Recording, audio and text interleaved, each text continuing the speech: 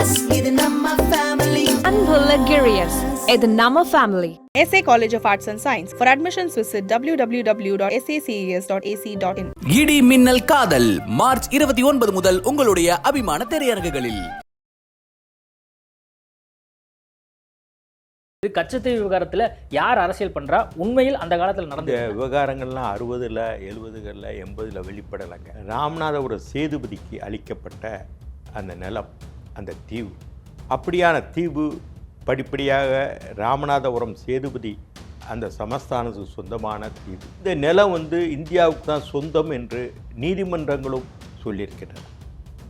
எப்போ இலங்கைக்கு கொடுக்கறதுக்கு முன்னாடியே இதெல்லாம் தமிழ்நாடு மண். இப்போ ஜெய்சங்கர் நேற்று பேசும்போது என்ன சொல்றாருன்னா 73லேயே இந்த 73லேயே சொல்லியாச்சு, 73லேயே சொல்லியாச்சு. இந்த இருக்கு என்கிட்ட 73 அக்டோபர்லேயே நாங்கள் சொல்லிட்டோம். இதை நாங்கள் புத்தகத்திலே பதிவு பண்ணியிருக்கோம். திமுக காங்கிரஸ் கூட்டணியில் காவேரி பிரச்சனை, நீட்டு, இந்த ஜல்லிக்கட்டு, எல்லா விவகாரம் தமிழ்நாட்டுக்கு உரிமைகள்லாம் பாதிக்கக்கூடிய அளவில் தான் இருக்குது. கச்சத்தீவு சேது கால்வாய் திட்டமும் அப்படி தான் ஆச்சு. அப்போ மாநில அரசாங்கத்துக்கு எந்த ஒரு ரோலுமே இல்லையா? மாநில அரசாங்கம் ரோல் உண்டு. அந்த மாநிலத்தினுடைய ஒப்புதல் பெறணும். கலைஞர் 2 நிலைப்பாடு வச்சிருந்தாரா கச்சத்தீவு விவகாரம்? அவங்க எப்படி சொல்றாங்க? கலைஞர் ஏற்கனவே தெரிவித்து விட்டோம், டெல்லியிலையும் 73லேயே சொல்லிட்டோம். அதான் இன்றைய நிலையில இந்த கச்சத்தீவு விவகாரத்தை பாஜக என்ன சொல்றாங்கன்னா திமுகவும் காங்கிரஸும் தான் முழுக்க காரணம் அப்படிங்கிற ஒரு குற்றச்சாட்டை வச்சு இப்போ பிரச்சாரம் பண்ணிட்டு இருக்காங்க. நீங்க இந்த விவகாரத்தை எப்படி பாக்குறீங்க? எங்க ஈழத்தமிழர் பிரச்சனையில, முள்ளிவாய்க்கால்ல, காவேரி பிரச்சனையில வாபஸ் வாங்கினது, ஒப்பந்தம் வாபஸ், அதே மாதிரி முல்லை பெரியாறில் நீங்கள் தொடர்ந்து பார்த்தா பாலாறு பிரச்சனை இல்லை, அதுக்கடுத்து பார்த்தா ஜல்லிக்கட்டு, நீட், எல்லாத்துலேயும் நான் ஏற்கனவே முன்னாடி சொன்னாப்புல சூழ்நிலை. இப்படி பண்ணதெல்லாம் காங்கிரஸ் தான். இப்போ மோடி அதை எது எடுக்கிறாருன்னா, மோடி ஏற்கனவே வாஜ்பாய் அதை இந்த கச்சத்தீவை கொடுக்கும்போது எதிர்த்து பேசியிருக்காரு நாடாளுமன்றம், தெரியும் இல்லையா? இந்த கச்சத்தீவு விவகாரத்தை பாஜக கையில் எடுப்பதற்கான காரணம் உண்மையானுமே மீனவர் நலனா இல்லை அரசியலா? ஏங்க அதான் அவங்க தொடர்ந்து வாஜ்பாய் காலத்தில் தான் அன்னைக்கு தமிழ்நாட்டில் நான் தான் திரும்ப வாஜ்பாய் காலத்தில் ஏன் அதை பற்றி கச்சத்தீவு குக்குன்னு பேசினாரு. இல்லை இப்போ ப. சிதம்பரமான ஆட்கள் அந்த பல்ட்டி அடிக்கிறாரு ஜெய்சங்கர் அப்படிங்கிறாரு. இல்லை ப. சிதம்பரத்துக்கு என்ன உங்க காலத்தில் தான் கொடுத்தீங்க? ப. சிதம்பரம் என்ன யோக்கியமா பொருளாதார மேதை மாதிரி பேசுறாரு? கச்சத்தீவு பற்றி அவர் பேசியிருக்காரா? சேது கால்வாய் பற்றி பேசியிருக்காரு? நாடாளுமன்றத்தில் 83லேருந்து இருக்காருல்ல, எதிர்க்கட்சியில இருந்திருக்காருல்ல, கச்சத்தீவு பற்றி பேசியிருக்காரா?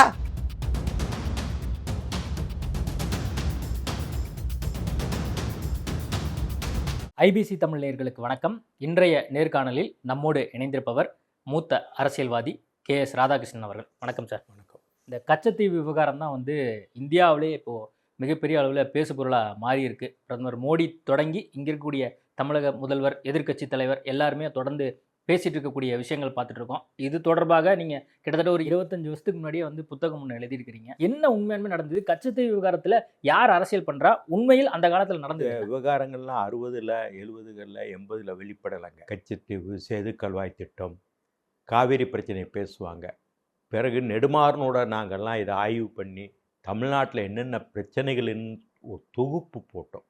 தமிழ்நாட்டு பிரச்சனைகள் அப்போ தான் கச்சத்தீவு பார்வைக்கு வருது. இந்த கச்சத்தீவு என்பது முக்கியமான அங்கமாக இந்தியாவின் எல்லைக்குள் இருந்தது. நாயக்கர் மக்கள் காலத்தில் ராமநாதபுரம் சேதுபதிக்கு அளிக்கப்பட்ட அந்த நிலம், அந்த தீவு, அப்படியான தீவு படிப்படியாக ராமநாதபுரம் சேதுபதி அந்த சமஸ்தானத்துக்கு சொந்தமான தீவு. ராமநாதபுரம் கோவில் மாடுகள் அங்கே கொடுப்பாங்க இல்லையா, மாடுகள், கால்நடைகள், ஆடுகள், இதெல்லாம் மேய்க்கிறதுக்கு மேய்ச்சல் நிலமாக கூட அது இருந்தது ஒரு காலத்தில். பிறகு பல்வேறு தரப்பில் நீங்கள் பார்த்தான்னா, இதெல்லாம் இந்த புத்தகத்தில் சொல்லியிருக்கேன், இந்த புத்தகத்தில் எல்லாமே இருக்குது. பல்வேறு தரப்பில் பார்த்தான்னா அந்த தீவு ராமநாதபுரம் சேதுபதி பல காலங்களில் குத்தகை கொடுத்துருக்கிறார். இந்த நிலம் இந்தியாவுக்கு தான் சொந்தம் என்று நீதிமன்றங்களும் சொல்லியிருக்கின்றன. எப்போ இலங்கைக்கு கொடுக்கறதுக்கு முன்னாடியே இதெல்லாம் தமிழ்நாடு மண், இந்தியாவினுடைய தீவு, அண்டா இந்தியாவின் நிலப்பரப்புன்னு தான் இது பண்ணி.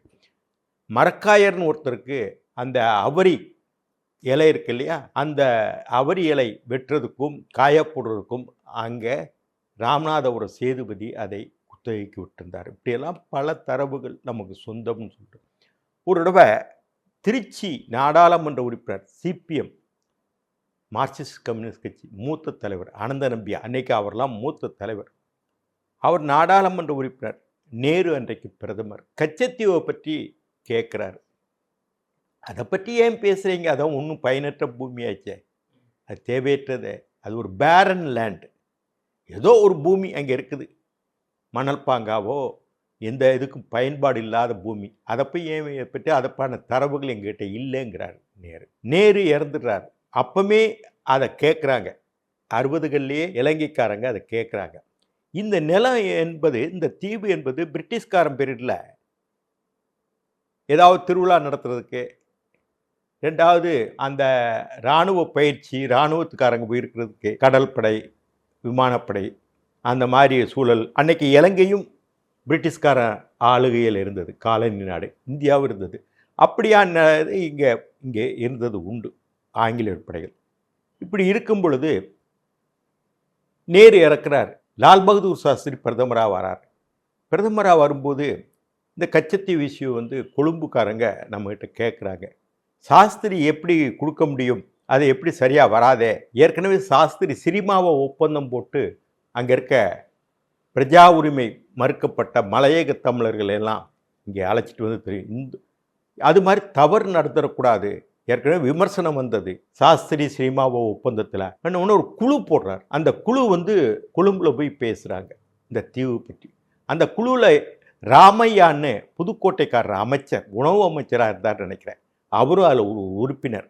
பிற்காலத்தில் இந்திரா காங்கிரஸ், தமிழ்நாடு காங்கிரஸில் தலைவராக இருந்தார் ராமையா, மூத்த அமைச்சர் காங்கிரஸில். அந்த காலத்தில் எல்லாருக்கும் தெரிஞ்சவர். அந்த குழு போனாங்க. அப்புறம் சாஸ்திரி இறந்துட்டார். சாஸ்திரி இறந்த உடனே இந்திரா காந்தி ஆட்சிக்கு வராங்க. இந்திரா காந்தி ஆட்சிக்கு வரும்போது தொடர்ந்து இந்திரா காந்தியிடம் கோரிக்கை வைக்கிறாங்க, கச்சத்தீவு எங்களுக்கு வேணும் வேணும்னு கோரிக்கை வைக்கிறாங்க. அப்படி இருக்கும் பொழுது இந்திரா காந்திக்கு ஒரு சில மனக்கணக்கு போடுறாங்க. சரி, கச்சத்தீவை கொடுத்துட்டு திரிகோணமலை துறைமுகம், அது ஒரு கேந்திர துறைமுகம், உங்களுக்கு தெரியும், சிட்னி துறைமுகம் இயற்கை துறைமுகம் முதல், ரெண்டாவது திரிகோணமலை துறைமுகம், அதை நம்ம வாங்கிக்கிடலாம் குத்தகைக்கு நினைக்கிறாங்க. அந்த நேரத்தில் நிக்சன் அங்கே அமெரிக்க அதிபர், அவரும் இந்த திரிகோணமலை துறைமுகத்தை கண்ணு வச்சுட்டு இருந்தார். வாய்ஸ் ஆஃப் அமெரிக்காவுக்கும் எண்ணெய் கிடங்குகள் அதோடைய சேமிப்புக்கும் அதோடைய கிடங்குகளை அமைக்கிறதுக்கும் அது வேணும்னு நினச்சார். இப்படியான நேரத்தில் இந்திரா காந்தி அதையும் நம்ம வாங்கிடணும் குத்தகைக்கு என்ன விரும்பினாங்க. ரெண்டாவது என்னென்னா, உங்களுக்கு இந்து மகா சமுத்திரத்தில் அந்த நேரத்தில் டீகோ கர்சியாவில் அமெரிக்க இராணுவ தளம் வச்சுருந்தாங்க. நம்ம அப்போ இந்தியா சோவியத் ரஷ்யா, அந்த பிளவுபடலை, யுஎஸ்எஸ்ஆர் சோவியத் நாடு, அதோட பல புரிதல் ஒப்பந்தம் போட்டு நம்ம நமக்கு ஆதரவான ஒரு நட்பு நாடாக அன்றைக்கு திகழ்ந்தது. நமக்கும் அமெரிக்காவுக்கும் கெனடிக்கு பிறகு நல்ல உறவுகள் கிடையாது. இப்படி இருக்கும்போது இந்து மகா சமுத்திரத்தில் டீகோ கர்சியாவில் அமெரிக்க இராணுவ தளத்தை அமைச்சாங்க. பிறகு 76 எடுத்துகிட்டு போயிட்டாங்க. இப்படியெல்லாம் மனக்கணக்கு போட்டு இவங்க கேட்கவும் எந்த விதமான நியாயமான சட்டப்பூர்வம் இல்லாமல் அந்த தீவை 74 இலங்கைக்கு கொடுத்தாங்க.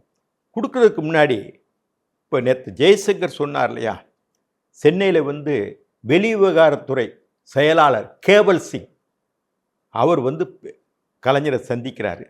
சந்திக்கும்போது கூட தலைமைச் செயலாளர் சபாநாயகம், அதே மாதிரி நம்ம எஸ்பி அம்ப்ரோஸ் ஹோம் செக்ரட்டரி உள்துறை செயலாளர் வச்சுட்டு பேசும்போது, நாங்கள் கொடுக்க நினைக்கிறோம், நீங்கள் என்ன நினைக்கிறீங்கன்னு சொன்னது உண்மை, நான் மறுக்கலை. சொல்லிட்டு தான் அந்த வேலைகள் நடக்குது 74. இல்லை, இப்போ இந்த சின்ன குறுக்கீடு, இப்போ ஜெய்சங்கர் நேற்று பேசும்போது என்ன சொல்கிறாருன்னா, 73லேயே இந்த டாப் 73லேயே சொல்லியாச்சு, 73லேயே சொல்லியாச்சு. இந்த இருக்குது என்கிட்ட 73லேயே நாங்கள் சொல்லிட்டோம். 73 அக்டோபர்லேயே நாங்கள் சொல்லிட்டோம். இதை நாங்கள் புத்தகத்திலே பதிவு பண்ணியிருக்கு, இதெல்லாம் பழைய சொல்லிட்டோம். பிறகு இதுக்கான பூர்வாங்க இது 74 இவங்கெல்லாம் போய் பேசுனாங்க. பிறகு ஒரு டெல்லிக்கும் வந்தார் கலைஞர். வரும்போது இந்திரா காந்தியும் சொல்கிறாங்க ஆன்னு. இது டெல்லியில் நடந்த கதை. காங்கிரஸ் தரப்பில் அன்னைக்கு காங்கிரஸ் கூட்டணி. இந்த காங்கிரஸ் கூட்டணி பார்த்தா அவங்களுக்கு தெரியும், திமுக காங்கிரஸ் கூட்டணியில் காவேரி பிரச்சனை, நீட்டு, இந்த ஜல்லிக்கட்டு, எல்லா விவகாரம் தமிழ்நாட்டு உரிமைகள்லாம் பாதிக்கக்கூடிய அளவில் தான் இருக்குது. கச்சத்தீவு சேது கால்வாய் திட்டமும் அப்படி தான் ஆச்சு இல்லையா? இது ஒரு கோளாறான கூட்டணி. திரும்பவும் காங்கிரஸ் கூட்டணியில் திமுக சேர்ந்துருக்காங்க. அதை பற்றி போக வேண்டாம். அந்த விஷயம் நமக்கு பேச வேண்டியது இந்த கச்சத்தீவு தான். இப்படி கொடுத்துட்டாங்க. கொடுத்த உடனே கலைஞர் என்ன சொல்கிறாருன்னா, இப்படியான நிலையில் கலைஞருக்கு அந்த கேபிள் சிங்கிட இதை ஒரு வெளியே தெரியாமல் ஒரு பக்குவமாக கொண்டு போவோம், தமிழ்நாட்டில் எதிர்ப்பு வந்தாலும் வரும்னு சொல்லியிருக்கக்கூடும். அது நான் பார்க்கல, நம்ம கேள்விப்பட்ட செய்தி. இப்படி தகவல் சொன்னார்னு சொல்கிறாங்க. எவ்வளவு இப்படியா இருக்கும்போது கலைஞர் நம்ம மேலே குற்றம் வந்துடக்கூடாது இன்னும் நினச்சிருக்கலாம். உடனே அவர் என்னன்னா, மதுரை, திருச்சிராப்பள்ளி, நம்ம பாபநாசம், தஞ்சை மாவட்டத்தில் ஒரு ஊருக்கு, இந்த 3 இடங்களில் அவர் பொதுக்கூட்டங்களில் பேசுகிறார். பேசும்போது என்ன சொல்கிறாருன்னா, கச்சத்தீவு தமிழ்நாடு முதலமைச்சருக்கு தெரியாமல் கொடுக்க போகிறாங்க மத்திய அரசு. நான் பேப்பரை பார்த்தேன் தெரிஞ்சுக்கிறேன்னு ஒரு கருத்தை சொல்கிறார். யார்? கலைஞர். இந்த 3 பொதுக்கூட்டங்கள். அதுக்கு பிறகு தமிழ்நாடு முழுவதும் திமுக கண்டன கூட்டங்கள் நடத்துகிறாங்க, கச்சத்தீவு கொடுக்கக்கூடாதுன்னு. இப்படியா இருக்கும் பொழுது அந்த தீவு நம்ம தீவு தான், நேரு காலத்திலேயும் செட்டில்வாட்டும் போன்றவங்கெல்லாம் கொடுக்க வேண்டாம், நம்ம தீவு தானே ஆலோசனைகள்லாம் லீகலாக பார்த்து அது சொன்னாங்க. அதை மீறி கைமாறுறது நேரு, சாஸ்திரி, இப்போ இந்திரா காந்திகள் கைமாறிச்சு. இந்த கொடுத்த விதம் இருக்குது பாருங்கள், சர்வதேச சட்டங்களுக்கு புறம்பானது. இப்போது 74 போடுறாங்களே ஒப்பந்தம், அந்த ஒப்பந்தமே 2 நாட்டு பிரதமர்களால் உந்தப்பட்ட ஒப்பந்தம் அல்ல. 2 நாட்டு வெளியுறவுத்துறை அதிகாரிகள் மூலமாக எக்ஸ்சேஞ்ச் ஆஃப் லெட்டர்ஸ், அந்த கடித போக்குவரத்தில் தான் தீவு மாற்றமாகுது இலங்கைக்கு. இந்தியாவு கையிலேருந்து இலங்கைக்கு மாற்றமாகுது. அது ஒரு அடிப்படையில் தப்பு இல்லை. ஒரு தகவலுக்காக கேட்குறேன், ஒரு டவுட்டு. இப்போது அதிகாரிகள்னால இந்த ஒப்பந்தம் போடப்பட்டுச்சுன்னு நீங்கள் சொல்கிறீங்க இல்லையா? இதனால இந்தியாவுக்கு என்ன லாபம்? நான் சர்வதேச சட்டத்தை பேசுவார். இன்டர்நேஷனல் லா இருக்கிறத நான் படித்தவன். இன்டர்நேஷனல் லா பிரகாரம் எந்த ஒரு ப்ரொவிஷனும், எந்த நாடும், எந்த நிலமும் கொடுக்குறாப்புல இருந்தால் அந்த நாடாளுமன்றத்தின் ஒப்புதல் வேணும். இங்கே 2 அவைகளில் வச்சு ஒப்புதல் பெறலை. ஏதோ சுவரன் சிங் அறிக்கை கொடுத்தாரு. அறிக்கை கொடுக்கும்போது இராச்செலியன், மேத்தா, முக்கியத்தேவர், நாஞ்சில் மனோகரன் இவங்கெல்லாம் பேசுனாங்க கொடுக்கக்கூடாதுன்னு கண்டு. ஆனால் இதை பற்றி ஒரு டிபேட் நடத்தி நாடாளுமன்ற 2 அவைகளிலும் ஒப்புதல் பெற்று கொடுக்கல. ஒரு அறிக்கையை சுவரன் சிங் அன்னை வெளிவிவகாரத்துறை அமைச்சர் 74 அறிக்கையை வச்சார். ஒரு சின்ன எதிர்ப்பு தெரிவித்தாங்க, கடுமையாக பேசுகிறாங்க. இராச்செலியெல்லாம் கடுமையாக பேசினார். அதை மீறி மூக்கேத்தவர் கடுமையாக பேசுகிறார், அந்த தொகுதி எம்பின்னு. பெரியகுளம் மேத்தா பேசினார். இப்படிதான் அது கொடுக்கப்பட்டது. அது எதிர்ப்பு தமிழ்நாட்டில் எம்பிஸ் எதிர்ப்பு. ஒரு சில எம்பிஸ் வாய்மூடியாக இருந்தாங்க. அன்னைக்கு கிட்டத்தட்ட 39 எம்பிஸ் 40 எம்பிஸ் பாண்டிச்சேரி சேர்ந்து வாய்மூடியாத ஒரு 4-5 பேர் பேசுகிறாங்கன்னு வைங்களேன், கொடுத்துட்டாங்க. இது 2 அவைகளும் ஒப்புதல் பெற்று, நாடாளுமன்ற அவைகளும் ஒப்புதல் பெற்று தான் கொடுக்கணும். அது கொடுக்கல, நம்பர் 1. 2வது, நீங்கள் சொன்னீங்களே, mere exchange of letters between bureaucrat, 2 நாட்டு அதிகாரிகள், அமைச்சக அதிகாரிகள் மூலிமா கொடுக்கக்கூடாது. ஒரு நிலத்தை மாற்றும் போது 2 பிரதமர்களும் இல்லை 2 அதிபர்களும் பக்கத்தில் உட்கார்ந்து கையெழுத்து போடணும். அப்படி நடக்கலை. அங்கே கொழும்புக்கு அனுப்புகிறாங்க. இங்கே அதுக்கு பிறகு ஃபைனல் அக்ரிமெண்ட்டில் 2 பேர் கையெழுத்து, இந்திரா காந்தியும் பண்டாராயம் கையெழுத்து போடுறாங்க. இது 74 அந்த ஒப்பந்தம் போடும்போது 6வது சரத்து, 6வது பிரிவு ப்ரொவிசோ, அந்த ப்ரொவிஷன் இருக்குல்ல, 6வது சரத்தில் என்ன சொல்கிறாங்கன்னா, இங்கே இருக்க மீனவர்கள், தமிழக மீனவர்கள் அங்கே போய் தங்கலாம், ஓய்வெடுக்கலாம், தங்களுடைய மீன்பிடி வலைகளை உலர்த்தலாம். இப்படி தான் இருந்தது அந்த ஒப்பந்தத்தில் அது இருந்தது. இப்போ 2வது எமர்ஜென்சி அவசர நிலை கால அறிவிச்சாங்க, ஞாபகம் இருக்கா இந்திரா காந்தி? அந்த நேரத்தில் 2வது அக்ரிமெண்ட் போடுறாங்க. அப்போ ஒய்பி சவான் நாடாளுமன்றத்தில் பேசுகிறார். ஒய்பி சவான் மகாராஷ்டிராங்கிற மூத்த காங்கிரஸ் தலைவர், அவர் பேசி அதை க்ளோஸ் பண்ணி 2வது அக்ரிமெண்ட். அப்போ எமர்ஜென்சி எல்லாருமே சிறையில் இருக்காங்க, பல பேர் பாராளுமன்றத்துக்கே போகலை. அதையும் சும்மா பேருக்கு ஒப்புக்கு வச்சு 2வது அக்ரிமெண்ட் போட்டால், அந்த 2வது அக்ரிமெண்ட் அந்த 6வது சரத்து இருக்கு பாருங்க, 6வது ப்ரொவிஷன் பகுதி பிரிவு அந்த அங்கே போய் தமிழக மீனவர்கள் போய் தங்கலாம், ஓய்வெடுக்கலாம், அதே மாதிரி அந்த வலைகளை உலர்த்தலாம்னு சொல்கிறாங்க பாருங்க, அதை எடுத்துட்டாங்க. அது ரொம்ப பாதிப்பான விஷயம். அது என்ன காரணத்துக்காக அதை 76ல் நிற்கிறாங்க? 76ல் எமர்ஜென்சி யாரும் ஒரு விவாதம் நடத்த முடியாது இல்லையா? அவங்க இஷ்டத்துக்கு கேட்டாங்க, அவங்க இஷ்டத்துக்கு இவங்க டெல்லி அத்தாரிட்டி சரிதான், ஓகே வச்சுக்கோங்க அப்படின்னு சொல்லிட்டாங்க. டெல்லி அத்தாரிட்டி அதை புரிஞ்சிருக்கணும் அன்னைக்கு இந்திரா காந்தி. இப்படி கச்சத்தீவை கொடுத்தது தப்பும் தவறுமாக பிழையாக கொடுத்தாங்க. இப்படியான சூழ்நிலையில் கலைஞர் அனைத்து கட்சி கூட்டம் நடத்தினார். அந்த கட்டத்தில் அந்த 74 அக்ரிமெண்ட் அனைத்து கட்சி கூட்டத்தில் எம்ஜிஆர் பிரிஞ்ச நேரம். எம்ஜிஆர் அதிமுக சார்பில் அன்னைக்கு தலைமை நிலை செயலாளராக இருந்த அரங்கநாயகம் கலந்துக்கிட்டார். பிற்காலத்தில் அமைச்சரானார், உங்களுக்கு தெரியும். அவர் கலந்துக்கிட்டு உடனே வாக் அவுட் பண்ணிட்டு போயிட்டார். அப்போது ஸ்தாபன காங்கிரஸ் ஒரு காங்கிரஸ் காமராஜர் தமிழில் இந்திரா காங்கிரஸ்னு ஒன்று இருந்தது. இந்திரா காந்தி அப்போ மெர்ஜ் ஆகலை. அது சுதந்திரா கட்சி, ஃபார்வர்ட் பிளாக்கு, 2 கம்யூனிஸ்டுகள். அப்போ நாடாளுமன்றத்தை கல்யாண சுந்தரமும் அதை எதிர்க்கிறார். கம்யூனிஸ்ட் கட்சி கல்யாண சுந்தரக்கால சிபிஐ, அவரும் நாஞ்சிலாறு செலியனோடு சேர்ந்து எதிர்க்கிறார். இப்படி இருக்கும் பொழுது ஃபார்வர்ட் பிளாக்கு, சந்தானம், அதே மாதிரி அப்துல் சமத், முஸ்லீம் லீக் எல்லாரும் கலந்துக்கிட்டு கொடுக்கக்கூடாதுன்னு ஒரு கருத்து சொல்கிறாங்க.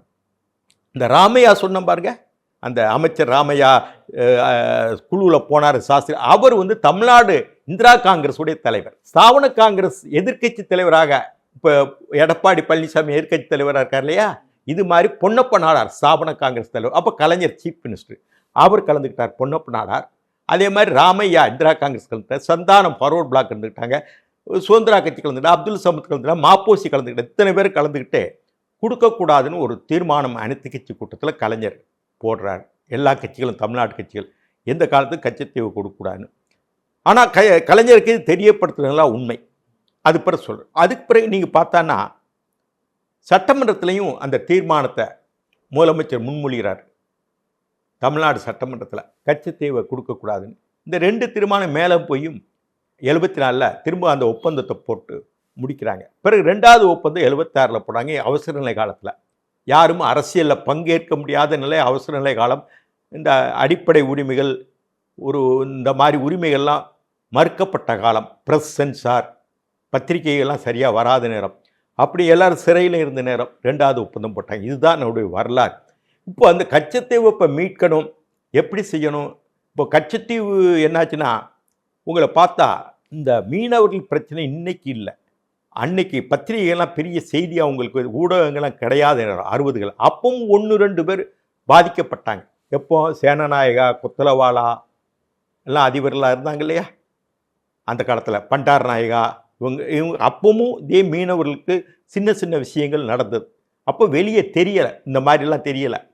இதுக்கு இடையில் நீங்கள் உங்களுக்கு தெரியும், தனுஷ்கோடி 64 புயலில் அடைஞ்சும் போது அந்த பகுதியே பாதிக்கப்பட்டது. மீனவர்களே இங்கே ஒரு 5-6 வருஷம் 64லேருந்து 68 வரைக்கும் அவங்க மீண்டு வர்றதே பெரிய கஷ்டமாக இருந்தது. தனுஷ்கோடி 70.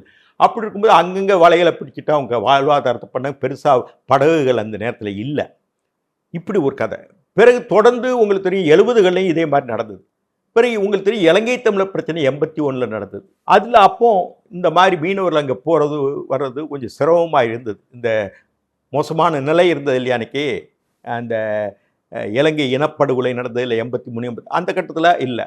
பிறகு இது மறுபடியும் 90 துவங்கினது. 90 துவங்க ஒவ்வொரு வருஷமும் அரெஸ்ட் பண்ணுறது, ஒரு சிலர் சுட்டு கொல்றது, இப்படியெல்லாம் நடந்தது. இது வரைக்கும் இப்போ ஜெய்சங்கர் 1000 சொச்சம் பேர் பண்ணாங்க. நான் ஒரு 66லேருந்து பார்க்கணும். 66லேருந்து பார்த்தா கிட்டத்தட்ட 3000 பேர் இது வரைக்கும் கைது பண்ணியிருக்கலான்னு ஒரு கணக்கு. இறந்தவங்க கிட்டத்தட்ட 400லேருந்து 500 பேர் அது இருக்கும் வெளியே தெரியாமல் அந்த காலத்துலேருந்து. அதே மாதிரி படகுகளும் கிட்டத்தட்ட 2000-2500 படகுகளும் நாசமாக போச்சு. இதெல்லாம் நடந்த கதை. இப்படி இருக்கும்போது இந்த மீனவர்களுக்கு வலை போடுறாங்க மீன் பிடிக்கிறதுக்கு. அவங்களுக்கு எவ்வளவு தூரம் டிஸ்டன்ஸ் இருக்குது, இந்த நாட்டிக்கல் மைலாம் தெரியாது எல்லாருக்கிட்டே அந்த இது இருக்காது. அந்த இது இருக்கு இல்லையா, மீட்டர் மாதிரி ஒன்று வச்சுருப்பாங்க இல்லையா, திசை காட்டி மாதிரி இவ்வளோ தூரம் போகலாம், இதுக்கு மேலே போக முடியாதுன்னு, அது எல்லார்கிட்டும் இருக்காது. நாட்டு படகுக்காரங்களாம் இருக்காது, மிஷின் படகுல இருக்கும். இப்படியா இருக்கும்போது அந்த மீனவர்களுக்கு வாழ்வாதாரமே கடல் தான். படகோட்டியில் எம்ஜிஆர் பாடினா இல்லையா, என்ன ஒரு பாட்டு இருக்குமே, என்ன பாட்டு, தண்ணீரில் வாழ வை, பூமியில் பிறந்து தண்ணீரில் வாழ வைத்தான, அப்படி தான் அவங்க பாடுகள். அந்த மீனவர்களுடைய கடும் உழைப்பு. இப்படியான நிலையில் அந்த கடும் உழைப்பில் இருக்கும்போது, ஒரு சமுத்திரத்தில் வங்கக்கடலில் இருக்கும்போது திடீர்னு பக்கத்தில் அவங்க தெரிஞ்ச தீவு கச்சத்தீவு தான். ஏன்னா அவங்க பல கிறிஸ்துவர்கள் இருக்காங்க. திடீர்னு அந்தோனியாரை கும்பிடுவாங்க. சீனிக்குப்பன் நம்புதாலை சீனிக்குப்பனும் ஓலைக்குடா, ராமேஸ்வரம் ஓலைக்குடா ஆட்களும் சேர்ந்து கட்டின அது அந்த கோவிலுக்கு போனால் ஆறுதல் நினைப்பாங்க. மெழுகு திரியை பொருத்தி வச்சா. இப்படியான இருக்கும் பொழுது அவங்களுக்கான ஒரு மீனவர்களுக்கான அந்த ஒரு கேட்வேன்பாங்க இல்லையா, ஒரு கடலில் இருந்தால் அவங்களுக்கு ஒரு வழிகாட்டி பாதுகாப்பு, அது அவங்களுக்கு அந்த இடத்துக்கே போக முடியாத நிலைமையில இலங்கைக்கு போன பிறகு செஞ்சிட்டாங்க. கப்பல் படையும் ரோந்து வந்து உங்களை பயமுறுத்துனாங்க. இப்படியான நிலையில் கச்சத்தீவு நமக்கு கிடைத்தால் இந்த மீனவர் தமிழக மீனவருக்கு நல்லது. இதுக்கு மேலே இன்னொன்று கவனிக்கணும், மீனவர் நலத்தை ரொம்ப கவனிக்கணும். வெறும் கச்சத்தீவு மட்டும் காணாது, மீனவர்கள் உடைய நலன் முக்கியம். அந்த வங்கக்கடலில் எங்கே தஞ்சாவூர்லேருந்து கன்னியாகுமரி வரைக்கும் வர்றாங்க இல்லையா, அவங்களுக்கு பாதுகாப்பாக இந்த ஒரு அமைப்பு மாதிரி இது கடல் சார்ந்த பாதுகாப்புலாம் இருக்குது. இருந்தாலும் இன்னும் கொஞ்சம் பாதுகாப்பு வேணும் அவங்களுக்கு. காணாமல் அடிக்கடி எப்படி 3 மாதத்துக்கு ஒரு மீனவர்கள் காணாமல் போயிருந்தாங்க, இல்லை இலங்கை கப்பல் படையால் அவங்கள கைது செஞ்சுட்டு போகிறாங்க மாதத்துக்கு ஒரு இப்படி இப்போ அங்கே யாழ்ப்பாணத்துலேயும் இங்கே சிறையில் அவங்க இருக்கிறாங்க. இப்படியான ஒரு முடிவுக்கு வரணும். அவங்களுக்கான ஒரு வாழ்வாதார பிரச்சனை அங்கிறது தான் நம்ம கருத்து. இதில் கச்சத்தீவு ஒரு பார்ட். ரெண்டாவது இன்னொரு விஷயம் இருக்குது. இப்போ சமீப காலமாக நான் கவனிக்கிறேன், பலருக்கு இதெல்லாம் தெரியாது, ஈழத்தமிழர் பிரச்சனை இந்த மாதிரி இலங்கை சம்பந்தமான ஆட்களுக்கு தான் அதிகமாக தெரியும். நம்ம மீனவர்களுக்கும் தமிழ்நாட்டு மீனவர்களுக்கும் அங்கே ஈழத்தில் உள்ள மீனவர்களுக்கும் இந்த மீன் பிடிக்கையில் கொஞ்சம் மோதல்கள் இருக்குது. இப்போ அது 2-3 வருஷமாக நடக்குது. அதையும் கூப்பிட்டு வச்சு பேசணும். அதையும் கூப்பிட்டு, ஏன்னா இவங்க 2 பேருக்குள்ள இலங்கை சிங்களப்படையினா அதை தூண்டி விடுது. இவங்க 2 பேரும் சண்டை போடணும், அதுக்கு இடம் கொடுக்கக்கூடாது. அது இந்திய சர்க்கார் கவனிக்கணும். உடனே டெல்லிக்கு போய் பேசுனாங்க, அது சரியாக அதுக்கு பிறகு அதுக்கான தொடர்ச்சி வரல. இப்படியான இந்த விஷயங்கள் அதான் இப்போ நீங்கள் 75-76 நடந்த அந்த சம்பவத்தை சொல்கிறீங்க இல்லையா, அதுக்கப்புறம் அரசாங்கமாக தமிழ்நாடு அரசாங்கமாக நீதிமன்றங்கள்லையோ அல்லது அங்கே மேலே இருக்கக்கூடிய அரசாங்கள்கிட்ட எந்த ஒரு விஷயமே முறை இல்லையா, இது மாதிரி திரும்ப வேணும் அல்லது ஏன் எங்கள்கிட்ட கேட்காம கொடுத்தீங்க அப்படிங்கிறது? இதை குறித்து நீதிமன்றங்களுக்கு போகலாம், இல்லை நம்மளே அதை எப்படின்னு சரியாக ஒப்புதல் வாங்கலை உச்ச நீதிமன்றமே ஒரு சில இதுகளை கருத்து சொல்லி சென்னை நம்ம தமிழ்நாடு உச்ச நீதிமன்றமே கருத்து சொல்லியிருக்கு. இப்படி இருக்கும் பொழுது நாடுகளுக்கு மத்தியில் இருக்குமா, இந்த புத்தகத்தில் எல்லாமே குறிப்பிட்டிருக்கேன். சின்னஞ்சிறு தீவுகள் பாருங்க, வங்கதேச தீன்பிகா மேற்குவங்க பகுதியாக பயன்படுத்தி கொள்ள இந்தியா உரிமை வழங்கியது, குத்தகைக்கு இந்தியா விட்டுருக்கு. அதே மாதிரி ஐரோப்பா கண்டத்தில் ஆங்கில கால்வாய் பக்கத்தில் பிரிட்டிஷ் பிரெஞ்சு கடற்கரைக்கு இடையே மின்கொயாஸ் எக்ரோன் போன்ற அந்த பக்கத்து தீவுகள் எல்லாம் பிரச்சனை ஆச்சு, சர்வதேச நீதிமன்றத்துக்கு போனாங்க. அது மட்டும் இல்லை, கிளிபாட்டன் என்ற தீவு பிரான்ஸுக்கும் மெக்சிகோக்கும் உரிமை கொண்டாடின. அதுவும் கடைசியில் அந்த தீவு மெக்சிகோ அருகில் இருந்தது, பிரான்ஸை விட்டு தூரமாக இருக்குன்னு சொன்னோன்னே பிரான்ஸ் நாட்டில் அங்கே போகிறதும் இல்லை. இப்படியான நிலையில் அந்த மெக்சிகோவுக்கு அந்த தீவை கொடுத்தாங்க யார், சர்வதேச. அதே மாதிரி பிலிப்பைன்ஸ் நாட்டினர்கள பல்மாஸ் மியான்ஜஸ்ன்னு ஒரு தீவு, இந்த தீவு ஸ்பெயினிடம் திடீர்னு ஒரு நாள் அந்த தீவு அமெரிக்காவுக்கு கொடுத்துட்டாங்க. அது கொடுத்தது தப்புன்னு சொல்லி பிறகு நெதர்லாந்தில் இருக்க ஹேக் நீதிமன்றத்தில் இது பண்ணி அந்த தீவின் உரிமையை நெதர்லாந்துக்கு சொந்தம்னு நிலைநாட்டியது. இப்படியெல்லாம் சர்வதேச அளவில். அதே மாதிரி தென் அமெரிக்காவில் பொலிவியாவுக்கும் பருகுவேன்னு ஒரு நாடு இருக்கு. ரெண்டு கடையில் சாக்கோ என்ற சிறு பகுதி தீவு, இந்த தீவையும் யார் சொந்தம்னு வரும்போது அந்த தீவு பருகுவே நாட்டுக்கு பகுதியாக சர்வதேச நீதிமன்றம், இதெல்லாம் நான் என்னுடைய நூலில் குறிப்பிட்டிருக்கேன். அது மட்டும் வியட்நாமுக்கு சொந்தமான பாராசல் தீவுகள் இதே மாதிரி சீனா தன் பக்கம் ஆக்கி கொண்டது. அதே மாதிரி பசிபிக் கடலில் ஆக்கிரமித்து இந்த வேக்கெல்லிஸ் என்ற சின்னஞ்சிறு தீவு கூட்டங்கள் ஜப்பானுக்கும் அமெரிக்காவுக்கும் நடந்த பிரச்சனை. இப்போ இறுதியில் தீவுகள் 2 பக்கம் பேசி சமாதானம் பார்த்து பிரிச்சுக்கிட்டாங்க. அதே மாதிரி மிட்வேன்னு ஒரு தீவு எங்கன்னா அமெரிக்க இராணுவ தளமாக இருந்தது, அதுவும் ஜப்பானுக்கு பிரச்சனை, அந்த மேற்கு கடற்கரை அமெரிக்கா. இப்படி பல விஷயங்கள் சர்வதேச நீதிமன்றத்துக்கு போயிருக்கு. இப்படி ஒரு 50 விஷயமாக சொல்லலாம், அவ்வளவும் இதில் எழுதியிருக்கேன். இப்படியா இருக்கும்போது நீங்கள் நினைச்சனா கச்சத்தீவும் சேது சமுத்திர திட்டம் ரெண்டுமே இன்டகிரேட்டட் சிஸ்டம், ஒருங்கிணைந்த சிஸ்டம். இப்போ சேது சமுத்திர திட்டம் வரக்கூடாது, அது நீண்ட காலமாக பேசப்பட்டது. இந்த கச்சத்தீவு சேது சமுத்திரத்தில் நாங்கள் மதிமுக தோக்கணவர் தான் வெளியே தெரியுங்க. அதுக்கு முன்னாடி காவேரி பிரச்சனை இதெல்லாம் தெரியாது. இப்போ இதெல்லாம் நான் தான் ஒழுங்குபடுத்தி ஆவணங்கள், நானும் நெடுமாறும் தான் இதெல்லாம் ஆவணப்படுத்தி வச்சுருந்த ஆளுக்கு அந்த காலத்துலேருந்து. அது இந்த கச்சத்தீவும் சேது சமுத்திரத்திட்டம் ஒருங்கிணை திட்டம் ஏன் சொல்கிறேன்னா, பாக் ஜலசந்தி அங்கே தான் கச்சத்தீவு வருது.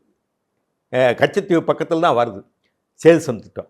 அது பவளப்பாறைகள் எடுத்துட்டாங்க செஞ்சிட்டாங்கன்னு ஒரு சுற்றுச்சூழலை பாதித்தாங்க. இப்போ ராமர் சேதுன்னு ஒரு சிலர் சொன்னாங்க. இப்படி அந்த சேதுசமுத்திர திட்டம் வந்திருந்தால் நீங்கள் பாதுகாப்பு படைகள் ரோந்தில் இருந்திருப்பாங்க. இந்த மீனவர் பிரச்சனை வந்திருக்காது.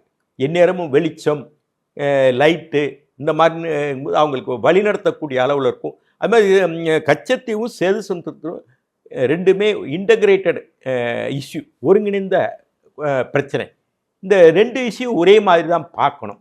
இப்படியான நிலையில் இப்போ என்னென்னா, மீனவர்களுக்கு வெறும் கச்சத்தீவு மட்டுமல்ல, மீனவர்கள், இந்திய மீனவர்கள் சிக்கல் இல்லாமல் வங்கக்கடலில் ராமேஸ்வரம் மீனவர்களோ, அங்கே தஞ்சாவூர் கடலூர்லேருந்து பரப்புலேருந்து கன்னியாகுமரி வரைக்கும் உள்ள மீனவர்கள் வங்கக்கடல் தான் அதிகமாக மீன். ஒரு சிலர் இந்து மகாசமுத்திரத்துக்கு போவாங்க, அரபிய கடலுக்கு அந்த கன்னியாகுமரிக்காரங்க போகிறவங்க மேற்கு புறம் கேரளா பக்கம்.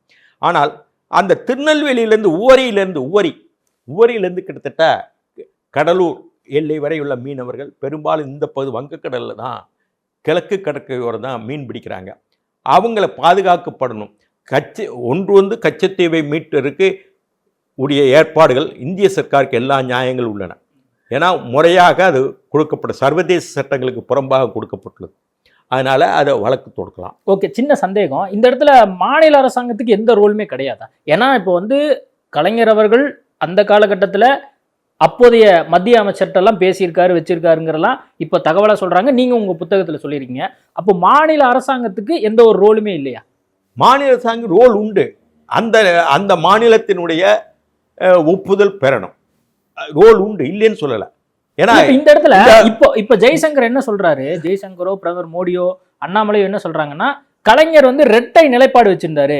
ஒன்று, அங்கே பேச்சுவார்த்தை நடத்தும் போது எனக்கு உடன்பாடு கிடையாது, இருந்தாலும் நாங்க எங்களுடைய இதை முழுமனதா நாங்க ஏற்கல அப்படிங்கிற தகவலை அரசாங்கம் சார்பா இப்ப சொல்றாங்க. அண்ணாமலையும் சொல்லிட்டு இருக்காரு. அப்படி இருக்கும்போது கலைஞர் ரெண்டு நிலைப்பாடு வச்சிருந்தாரு கச்சத்தீவு. ஆனா அவங்க எப்படி சொல்றாங்க, கலைஞர் ஏற்கனவே தெரிவிச்சு விட்டோம், டெல்லியிலையும் 73 சொல்லிட்டோம், பிறகு 74 முறையாக எங்களுடைய வெளிவிவகாரத்துறை செயலாளர் கேவல் சிங்கும் போனார், சுவரன் சிங்கும் அவருக்கு பேசினார். அன்னைக்கு சுவரன் சிங் வெளிவிவகாரத்துறை அமைச்சர், சர்தார் சுவரன் சிங். அது பிறகு ஒய்பி சவான் 76 இருக்கும்போது இங்கே திமுக அரசாங்கம் கலைக்கப்பட்டது 2வது ஒப்பந்தம் போடும்போது. இப்படியா இருக்கும்போது மாநில அரசுக்கும் அவங்க தெரியப்படுத்தியிருக்கிறாங்க. ஏன்னா உங்களுக்கு அண்டை நாடோ வெளிநாட்டோடைய தொடர்புகள் மத்திய சர்க்கார் கையில் தான் இருக்குது, மாநில சர்க்காருக்கு ஒன்றும் கிடையாது. ஏதாவது அந்த சம்பந்தப்பட்ட அந்த மாநிலத்திலையோ மாநிலத்து தொடர்பான விஷயங்களை பண்ணும்போது இந்த மாநிலத்திட்ட சொல்லிட்டு தான் அவங்க பண்ணணும். அது ஒரு மரபு ரீதியான ராஜாங்க ரீதியான ஒரு கடமை, ஒரு பொறுப்பு. அது இல்லைன்னா தப்பு. அந்த இல்லை, இப்போ இன்னொரு சந்தேகத்துக்காக கேட்குறேன். இப்போ ராஜாங்க ரீதியாக மரபு ரீதியாக மாநில அரசாங்கத்துக்கு ஒப்புதல் பெறணும் அப்படிங்கிறது ஒன்று இருக்கு. இப்போ ஒன்ஸ் கொடுத்துட்டாங்க அப்படின்னா அதுக்கப்புறம் மாநில அரசாங்கத்துக்கு எந்த ஒரு ரோலுமே கிடையாதா? மாநில அரசாங்கம் அதுக்கப்புறம் ஒன்றும் பேச முடியும், அவங்க மத்திய சர்க்கார் தான் கவனிக்கிறேன். ஏன்னா இது வெளிநாட்டு உறவு இல்லையா, அயலக உறவு இல்லையா. நீங்கள் தமிழ்நாட்டுக்குள்ள பிரச்சனை, இப்போ ஜிஎஸ்டி எங்களுக்கு கொடுக்கல, பணம் கொடுக்கல, ஆந்திராவுக்கு எங்களுக்கும் பிரச்சனை, காவேரி பிரச்சனை, கர்நாடகாவுக்கு பிரச்சனை, பாலாறு ஆந்திராவுக்கு பிரச்சனை, முல்லைப்பெரியார் கேரளா பிரச்சனை, அதில் உங்களுக்கு ரோல் உண்டு. இது வெளிநாட்டு அயலக விஷயங்களில் அவங்க பார்ட் அண்ட் பார்சலாக மத்திய சர்க்கார் தான் உடைய போக்கில் தான் அதை கொண்டு போக முடியும். அதான் இன்றைய நிலையில் இந்த கச்சத்தீவு விவகாரத்தை பாஜக என்ன சொல்றாங்கன்னா, திமுகவும் காங்கிரஸும் தான் முழுக்க காரணம் அப்படிங்கிற ஒரு குற்றச்சாட்டை வச்சு இப்போ பிரச்சாரம் பண்ணிட்டு இருக்காங்க. நீங்க இந்த விவகாரத்தை எப்படி பார்க்குறீங்க? உண்மையாவே நான் காங்கிரஸ்ல இருந்தவன், நெடுமாறனோட வெளியே போயிடுவேன். ஈழத்தமிழர் பிரச்சனையில், முள்ளிவாய்க்காலில், காவேரி பிரச்சனையில் வாபஸ் வாங்கினது, ஒப்பந்தம் வாபஸ். அதே மாதிரி முல்லை பெரியாரில் நீங்கள் தொடர்ந்து பார்த்தா பாலாறு பிரச்சனை இல்லை, அதுக்கடுத்து பார்த்தா ஜல்லிக்கட்டு, நீட், எல்லாத்துலேயும் நான் ஏற்கனவே முன்னாடி சொன்னாப்புல சூழ்நிலை. இப்படி பண்ணதெல்லாம் காங்கிரஸ் தான். இதை இப்போ நீட்டை ஒழிக்க முடியுமா? உச்சநீதிமன்றம் வரைக்கும் போய் ஒரு சட்டத்தை பாஸ் பண்ணி குடியரசுத் தலைவர் ஒப்புதல் கொடுத்து நீட்டை ஒழிக்க முடியாது. இப்படி வம்புக்கான விஷயங்களை இவங்க திமுக காங்கிரஸ் கூட்டணி பேசுகிறாங்க. இப்போ மோடி அதை எடுக்கிறாருன்னா, மோடி ஏற்கனவே வாஜ்பாய் அதை இந்த கச்சத்தீவை கொடுக்கும்போது எதிர்த்து பேசியிருக்காரு நாடாளுமன்றம், தெரியும் இல்லையா. இவங்க அதே மாதிரி ஜனா கிருஷ்ணமூர்த்தி உங்களுக்கு தெரியும், என்கிட்டையும் நெடுமாறங்கிட்டே தான் தரவுகள் வாங்கிட்டு போய் 74 அந்த கொடுத்தாங்க இல்லையா, வழக்கு போட்டது அவங்க தொடர் நடவடிக்கை ஜனசங்க காலத்துலேருந்து இந்த கச்சத்தீவை கொடுத்தது தப்புங்கிறாங்க. இன்னைக்கு இல்லை, 74 தமிழ்நாட்டில் அவங்களுக்கு இவ்வளோ பெரிய கட்சின்னு இல்லாத நேரம். இங்கே தமிழ்நாடு ஜனசங்கன்னு அன்றைக்கி யாருக்கா தெரியுமா? வாஜ்பாய் ஏன் அவ்வளவு கடுமையாக பேசணும் கச்சத்தீவு கொடுக்கும்போதே? தமிழ்நாட்டு அவங்க கட்சிக்கு யாருமே இல்லையே, ஜனா கிருஷ்ணமூர்த்தி மட்டும் தான் இருந்தார். அதுக்கப்புறம் தான் இலகணேசன் வராரு. பிறகு ஜனா கிருஷ்ணமூர்த்தி வாஜ்பாய் சொன்னாலும் வழக்கும் போடுறாரு. அதனால் அவங்க தொடர்ந்து இந்த கச்சத்தீவு விஷயத்தில் துவக்கத்திலேருந்து பேசிட்டு வராங்க. அதான் ஜனசங்கம் காலத்திலேருந்தே அவங்க வந்து கச்சத்தீவு கொடுத்ததை வந்து எதிர்க்கிறாங்க அப்படிங்கிற கருத்தை நீங்கள் சொல்கிறீங்க. ஆனால் வந்து ஏற்கனவே வாஜ்பாய் அவர்கள் பிரதமராக இருந்திருக்காரு. இந்த 10 வருஷத்துலயும் பாஜக ஆட்சி தான் இருக்கு, பிரதமர் மோடி தான் இருந்தாரு. அப்பெல்லாம் இதை பத்தி பேசாம இப்ப ஏன் வந்து தேர்தலுக்காக பேசுறாங்க? இது கச்சத்தீவு தொடர்ந்து அதுக்கு முன்னாடி மோடி இதை விஷயமா பல தடவை பேசியிருக்காருல்ல, பேசாம இல்லை. அது மாதிரி கச்சத்தீவு வந்து கொடுத்துட்டாங்கிற குற்றச்சாட்டை அடிக்கடி பொது வெளியிலையும் பாஜக தேர்தலுக்கு முன்னாடி பேசியிருக்கு இல்லையா? நீங்கள் பல இதில் பார்த்தா தெரியும், ஊடகங்கள்லையும் செய்தித்தாளில் பார்த்தா தெரியும். அப்படி இருக்கும் பொழுது அவங்க நடவடிக்கையாக அதை சொல்கிறாங்க. அவங்க தேர்தல் அறிக்கையிலையும் இது ஒரு சில விஷயங்கள் கடந்த தேர்தலாம் சொல்லியிருக்கிறாங்க. அது அப்படி இருக்கு. அன்னைக்கு வாஜ்பாய் காலத்தில் உங்களுக்கு தெரியும், வாஜ்பாய் காலத்தில் பாகிஸ்தான் பிரச்சனை பெரிய பிரச்சனையாக இருந்தது. 5 வருஷம் தான் அவர் ஆண்டார். அதை கவனிக்க வேண்டிய இது கார்கில் போரெலாம் நடந்தது. 5 வருஷம் தான் இருந்தார். அந்த ஈடுபாட்டில் அன்றைக்கி இருந்தார். பாகிஸ்தானுடைய துயரம் பெரிய துயரமாக இருந்தது, உங்களுக்கு தெரியும். பேச்சுவார்த்தைக்கு வந்தாங்க, ஆக்ராவில் பேசினாங்க, பிறகு போயிட்டாங்க. வாஜ்பாய் சொன்ன கருத்துக்களை கேட்காம அவங்க போயிட்டாங்க. பாகிஸ்தான் எதிர் போனார் இல்லையா? இப்படிலாம் நடக்கும்போது அந்த கவனத்தில் அவங்க 5 வருஷம் தான் இருந்தாங்க இல்லையா? இப்போ தானே 10 வருஷம் மோடி பீரியடில் இருக்காங்க. தொடர்ந்து காங்கிரஸ் தான் இருந்திருக்கு. காங்கிரஸ் காலத்தில் எவ்வளவு இவங்க 18 வருஷம் திமுக ஆட்சியிலேருந்து. இப்போ நான் திமுக இருந்தவன், நான் வந்து ஒரு எம்பி எம்எல்ஏ ஆக முடியாது. என்கிட்ட வேலை வாங்குவாங்க. முள்ளிவாய்க்காலோ இலங்கை பிரச்சனை ஜெயலலிதா மாற்றுறதுக்கோ, அல்ல ஸ்டாலினை வந்து லண்டன்லையும் ஐநா சபைக்கு போகிறதுக்கு எல்லாம் ஏற்பாடு பண்ணுறதுக்கோ இதெல்லாம் என் வேலை வாங்க. நான் ஒரு நாடாளுமன்ற, உங்களுக்கு தெரியுமா எவ்வளோ நாள் ஒரு நாடாளுமன்ற உறுப்பினர் தகுதி இருக்கல்ல? ஏன் என்னையே அனுப்ப மாட்டாங்க? திமுகவில் யார் அனுப்புகிறாங்க? அடையாளம் யாரோ மெயினாதன் இருக்காங்க. கலைஞருக்கு தெரியுமா? மதிவேணுன்னு ஒரு அமைச்சர் இருக்காங்க, நானே பார்த்ததில்லை. யாரோ ராஜேந்திரகுமார்னு ஒரு எம்பின்னு எங்கே நாமக்கல், யாரோ அப்துல்லான்னு யாரோ ஒரு எம்பியாக நான் பார்த்ததே கிடையாது. இப்படி ஆளுக்கள் அனுப்புகிறாங்க. யாருக்காவது இப்போ நான் இவ்வளோ கச்சத்தீவை பற்றி இவ்வளோ சொன்னேன், இன்னும் எவ்வளோ இருக்குது, நேரம் இல்லை. இதெல்லாம் கச்சத்தீவில் இதெல்லாம் ஆவணங்கள், எல்லா ஆவணங்களும் நான் வச்சுருப்பேன். உச்சநீதிமன்றம் போட்ட வழக்கு ஆவணங்கள் இது இவ்வளவு நான் சேர்த்து வச்சிருக்கேன். கலைஞர் 2000 ஜெயலலிதா வழக்கு போட்ட எத்தனை பேர் இறந்தாங்க, எத்தனை பேர் கைது செய்யப்பட்டாங்க பட்டியெல்லாம் நாங்கள் தாக்கல் பண்ணோம் உச்சநீதிமன்றத்தில். சிவாஜி லிங்கத்துக்கெல்லாம் தெரியும். அதே மாதிரி ஜெயலலிதா 2008 வழக்கு போட்டாங்க. அப்போ திமுக ஆட்சி. பிறகு கலைஞர் வந்து அதுக்கு பிறகு ஒரு வழக்கு போட்டார், கச்சத்தீவை மீட்கணும். இப்படியான ஒரு சித்து விளையாட்டு தாங்க நடந்துட்டுக்குள்ளே ஒரு மக்களுடைய உரிமை, மக்களுடைய தேவை, ஒரு மக்கள் நல அரசு என்பது இல்லை. இல்லை, இப்போ இந்த இடத்துல இப்போ பாஜக இப்போ குற்றஞ்சாட்டு வைக்கிறது என்னன்னா, திமுக முழுக்க முழுக்க இந்த விஷயத்துல சரிவர நிலைப்பாடு எடுக்கல அப்படிங்கிற ஒரு விஷயத்த சொல்றாங்க. அதிமுக வந்து அதிகமா எடப்பாடி பழனிசாமி உட்பட எல்லாரும் என்ன சொல்றாங்கன்னா, ஜெயலலிதா தான் வழக்கு போட்டு இந்த விஷயத்த வந்து மும்முரம் காட்டினாங்க அப்படிங்கிற கருத்தையும் இப்போ பேச. ஜெயலலிதா வழக்கு போட்டாங்க, 2008 வழக்கு போட்டாங்க, இல்லைன்னு சொல்ல முடியாது இல்லையா? 2008 வழக்கு போட்டது. 91 அந்த அம்மா ஆட்சிக்கு வந்து சுதந்திர தின விழா கொடியேற்று விழாவில் அன்னைக்கு பேசுகிறாங்களே, நம்ம கச்சத்தீவு முதலமைச்சராக பொறுப்பேற்கிறாங்க இல்லையா? அந்த வருஷத்தில் சுதந்திர தின விழா கோட்டையில் வந்து கொடியேற்றி வைப்பாங்க இல்லையா? அன்னைக்கு அந்த முதல் சுதந்திர தின அந்த அம்மா முதலமைச்சரான பேசுகிறாங்க, இதெல்லாம் செஞ்சாங்க. இல்லை, உங்களை பொறுத்த வரைக்கும் கச்சத்தீவு விவகாரத்துல திமுக அதிமுக 2 கட்சிகள் எந்த கட்சி வந்து அதிகம் கவனம் செலுத்தி மீட்பதற்கான முயற்சியில் ஆரம்ப கட்டத்தில் அரங்கநாயகம் வந்து அதில் வந்து வாக் அவுட் பண்ணிட்டு போயினார் எம்ஜிஆர் காலத்தில். பிறகு அப்படியே அதை முடிஞ்சது. அது பிறகு எம்ஜிஆர் காலத்தில் இதை பற்றியான பிரச்சனைகள் வந்து நெடுமாறன் சட்டமன்றத்தில் எழுப்பினார்.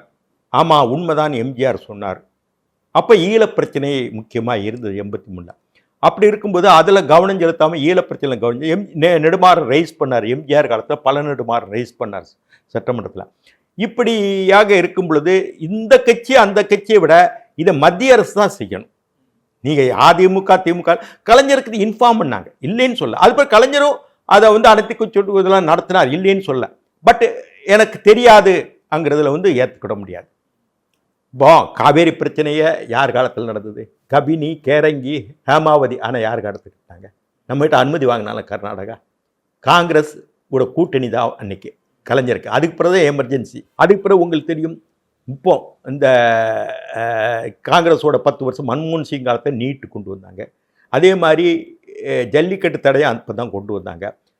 உங்களுக்கு தெரியும், நல்லா தெரியும், அந்த காங்கிரஸ் ஆட்சி காலத்தில் மன்மோகன் சிங் காலத்தில் முல்லைப்பெரியாருக்கு தண்ணி நமக்கு விட மாட்டேன்ட்டாங்க. இப்போ கலைஞர் வந்து மதுரையில் போய் ஒரு கண்டனம் கூட்டம் நடத்தும் போது ரமேஷ் ஜெயராம் அந்த இன்ஸ்பெக்ஷனுக்கு இன்னொரு அணை கட்டுறதுக்கு கேரளாவுக்கு ஆதரவாக அனுமதியும் கொடுத்தார், சுற்றுச்சூழல் அமைச்சர். இப்படி இவங்க கூட்டணியில் இருக்கும்போதே காங்கிரஸ் முண்டிட்டு இருந்தது. இவங்க ஒன்றும் பேசாமல் தான் இருந்தாங்க. ஏன்னா இவங்க வந்து என்னென்னா இவங்களுக்கு பதவி முக்கியம். இன்றைக்கி என்ன நடக்குது, வாரிசு அரசியலில் எப்படியோ பதவி கொடுத்தா கிடைச்சா போதும், நம்ம குடும்பம் நல்லா இருக்கான்னு பொதுவாக எல்லாருக்கும் எல்லா கட்சியிலும் வந்துருச்சு. அப்படி நினைக்கிறதே ஒரு கட்சி தலைமைக்கு தப்பு. எந்த வாரிசு அரசியல் கொண்டு வந்தாங்களோ அந்த வாரிசு அரசியலில் எந்த இடத்துலையும் மகிழ்ச்சி இல்லை. அது காஷ்மீரில் ஃபாரூக் அப்துல்லாவில் துவங்கி எல்லா இடத்துலையும் அவங்க குடும்பத்துக்குள்ளே தான் கடைசியில் சண்டை வந்திருக்கு. ஏன்னா ஒரு ஆளை நீங்கள் ப்ரொஜெக்ட் பண்ணுறீங்க, மற்றவங்களுக்கு அது கஷ்டம் வருது. இப்படி தான் இந்த தமிழ்நாடு அரசியல் போயிட்டுருக்குள்ளேயே எம்ஜிஆர் வர்சஸ் கலைஞர், அதே மாதிரி போய் வாரிசு அரசியல், வைகோ பிரிஞ்சார், இப்படித்தான் போகிறாங்க இல்லையா. ஒரு நல அரசியல், தமிழ்நாட்டினுடைய உரிமைகளை நிலைநாட்டுகிற அரசியல், தமிழ் மக்களுடைய மண்ணினுடைய அரசியல், தமிழ் மக்களுடைய பாதுகாப்பான அரசியல் இல்லை தமிழ்நாட்டில். ஓகே சார், நான் இறுதியாக கேட்க விரும்புறது, இப்போ இந்த கச்சத்தீவு விவகாரத்தை பாஜக கையில் எடுப்பதற்கான காரணம் உண்மையானுமே மீனவர் நலனா இல்லை அரசியலா? ஏங்க அதான் அவங்க தொடர்ந்து வந்து வாஜ்பாய் காலத்தில் தான் அன்னைக்கு தமிழ்நாட்டில் நான் தான் திரும்ப சொல்லுவேன், வாஜ்பாய் காலத்தில் ஏன் அன்னை அதை பற்றி கச்சத்தீவு பேசினாரு, அந்த அதோடைய மீட்சி தானே இந்த கட்சி, பாரதிய ஜனதா கட்சி. அன்னைக்கு வந்து தமிழ்நாட்டில் இந்த அளவு கட்சி வளரும்னு அன்னைக்கு வாஜ்பாய் நினைச்சாரு. நமக்கு அந்த தமிழ்நாட்டில் ஒண்ணுமே இல்லைன்னு தான் நினைச்சாரு. இல்ல இப்ப ப. சிதம்பரமான ஆட்கள் வந்து அந்த பல்ட்டி அடிக்கிறாரு ஜெய்சங்கர் அப்படிங்கிறாரு. இல்ல ப. சிதம்பரம் என்ன உங்க காலத்துல தான் கொடுத்தீங்க? ப. சிதம்பரம் என்ன யோக்கியமா பொருளாதார மேதை மாதிரி பேசுறாரு. என்ன நீங்க தானே பல பொருளாதார திட்டங்களுக்கு நாசம் பண்ணீங்க. சாதாரண விவசாயி கூட செக் புக்ல கையெழுத்து போட்டு கொடுக்குறாங்க. என்ன ப. சிதம்பரம் அவர் மாவட்டம் தானே, அவர் மாவட்டம் பக்கம் தானே, ஏதாவது எப்பமாவது ஒரு கட்சித்தேவை பற்றி அவர் பேசியிருக்காரா? சேது கால்வாய் பற்றி பேசியிருக்காரு. நாடாளுமன்றத்தில் 83 இருந்து இருக்காருல்ல, எதிர்கட்சியில இருந்திருக்காருல்ல, கட்சித்தேவை பற்றி பேசியிருக்காரா? இப்போ அவர் பேசுறதுக்கு என்ன இருக்கு? ப. சிதம்பரம் என்ன கீழ்மட்ட லெவலில் அரசியல் பண்ணியிருக்காரா? மேல்மட்ட லெவலில் இருக்காரு, போறாரு, அவ்வளவுதான். கீழ்மட்டத்துக்கு போய் கீழே போய் வைகோல எப்போ பெரிய தலைவர் ஆக முடியும், அவரை கெடுத்துக்கிட்டார். அந்த மாதிரி தலைவர்கள் தமிழ்நாட்டில் வர முடியல. அவங்களும் திசை மாறி போயிருந்தாங்க. வைகோ ஒரு ஆரம்ப கட்டத்தில் 5 வருஷம் நல்லா தான் இருந்தாரு, பிறகு திசை மாறி போயிட்டாரு. இப்போ ப. சிதம்பரம் மாதிரி கீழே போய் ஏதாவது உழைச்சிருக்காரா? நான் கேட்குறேன். தொண்டர்கள் மத்தியிலையோ இல்லை தமிழ்நாட்டில் வறுமை கோட்டின் கீழ் உள்ள மத்தியிலோ அவர் போய் பேசியிருக்காரா? தேர்தல் வரும்போது வருவார், மகன் தேர்தல்னா பிரச்சாரம் பண்ணுவார். இப்போ தமிழ்நாட்டில் பாருங்க, அந்த காங்கிரஸ் பிஜேபி நிற்கிறாங்க. இங்கே காங்கிரஸ் திமுக வேட்பாளர் கடந்த 2-3 நாளில் பார்க்குறேன், எல்லா இடத்துல விரட்டப்படுறாங்களா இல்லையா? தொகுதி பார்த்தீங்களா? எதிர்கட்சியில் யாரும் விரட்டல பார்த்தீங்களா? இப்போ கனிமொழி கூட நேற்று தூத்துக்குடி தொகுதியில் வலுவான வேட்பாளர் பாஜக போடலைங்கிற என் மனசில் ஒன்று உண்டு. ஏன் பாஜக ஒரு வலுவான வேட்பாளர் போடலை? எங்கே கனிமொழி ஏற்று நான் கேட்குறேன், போட்டுக்கலாம்ல? அது இந்த மாதிரி விஷயங்களை பாஜக தப்பு பண்ணுது. ஏன் போட்டுக்கலாமே, ஏன் போடலை? இப்படி பல விஷயங்கள் உள்ளார்ந்த அரசியல், பல அரசியல், ஒரு அரசியல் வந்து நேர்மைப்பாடு இல்லை. இப்போது நல்ல தலைவர்கள் இருந்தாங்க. வாஜ்பாய் ஒரு நல்ல தலைவர் இருந்தார். அதே மாதிரி பல தலைவர்கள், ஜெயபிரகாஷ் நாராயண் இருந்தாங்க. இப்போ நல்ல தலைமையே தமிழ்நாட்டில் இந்தியாவும் இந்தியாவிலே பாருங்கள், மொத்தத்தில் நவீன் பட்நாயக் தவிர வேறு யாராவது நல்ல தலைவர்கள் இந்தியாவில் இருக்காங்களான்னு சொல்லுங்கள். அந்த ஒரிசா முதலமைச்சர் தவிர மற்றவங்க எல்லாருமே தன்னுடைய கட்சி சார்பு நோக்கம்தான் ஒழிய நீங்கள் வெற்றி பெறுங்க. அரசியல் சதுரங்கத்தில் செஸ் விளையாடுறப்பல தான், செஸ் போர்டில் விளையாடுறோம் இல்லையா, அதில் தான் நம்ம அரசியல் இருக்குன்னா விளையாடுங்க. ஆனால் மக்கள் நலனை பிரதானமாக நினைங்க. அதை விட்டு உங்கள் கட்சி நலன், உங்களுக்கு பதவி பெறுறதுங்க நலன் முக்கியம் இல்லை. அப்படி பார்க்கும்போது Naveen Patnaik better politician in India. இப்போ யாராவது ஒரு தலைவர் சொல்லுங்கள். ஒன்றுமே இல்லையே. எந்த தலைவர் சொல்லுங்கள்? ஒரு தலைவர்கள் இருந்தாங்க. இப்போ தலைவர்களுக்கு பஞ்சம். தமிழ்நாட்டில் நான் ஏற்றுக்கிறாப்புல எந்த தலைவரும் இல்லைங்க. நான் பார்த்தாப்புல கலைஞருக்கு பிறகு அவர் கூட இருந்தேன். அவர்கிட்டையும் முரண்கள் இருந்தது. நான் இல்லைன்னு சொல்ல, மூத்த தலைவர். ஆனால் அது தக்கன சூழ்நிலைக்கு ஏற்றாப்புல அவர் இறங்கி விழுந்து போவார். அந்த அளவில் இங்கே தமிழ்நாட்டில் ஏற்றுக்கூட தலைவர் அதாங்க இன்னைக்கு அரசியல் நிலை. ஜாதி அரசியல் வந்துருச்சு, ஓட்டுக்கு பணம், இஷ்யூ பேஸ்டு பாலிடிக்ஸ் இல்லை.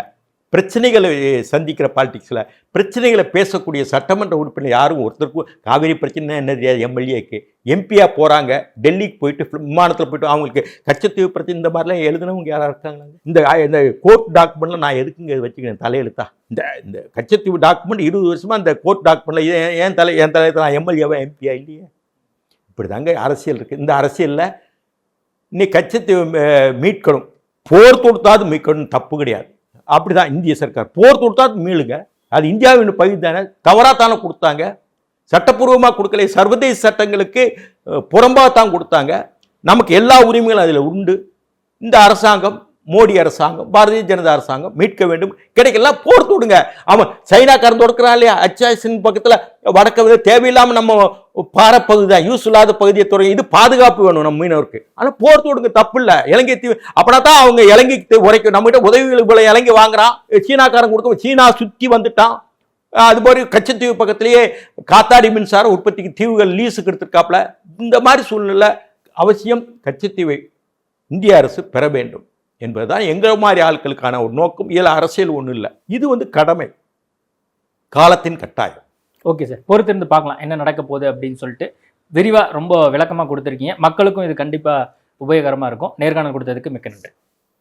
Girias, இது நம்ம family. அன்புள்ள கிரியஸ், இது நம்ம family. SA College of Arts and Science. For admissions, visit www.saces.ac.in. இடி மின்னல் காதல் மார்ச் 29 முதல் உங்களுடைய அபிமான திரையரங்குகளில்.